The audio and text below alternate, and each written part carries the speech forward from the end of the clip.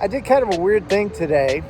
I actually got in my car and drove down to Orange County to this high school campus, Fountain Valley High School. The reason I came to Fountain Valley High School is because 197 years ago, I graduated from this very high school.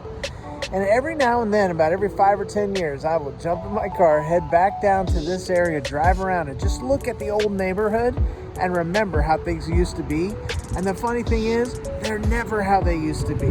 In fact, if you look across the street here, all those homes that are back there, that used to be an elementary school.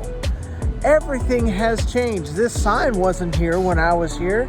It was donated by the class of 1998. This may shock you, but that was a little after I graduated. And so I just wanted to remind you today, it's easy to think if I could just go back to the good old days. I remember my days in high school. We had a blast. It was a wonderful time.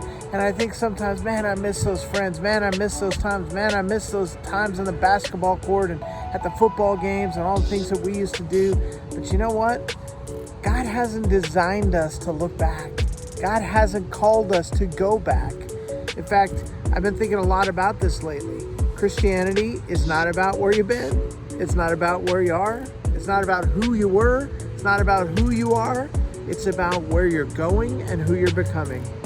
You know, the children of Israel, when they left Egypt, they were so glad to get out until they got into the wilderness and they found out that wasn't what they were expecting it to be. You know what they wanted to do?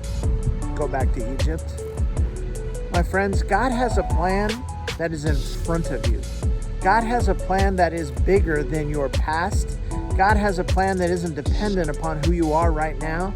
It's dependent upon where He's going to take you and who He's going to make you. So I want to encourage you, look forward. God has a plan that is better than your past.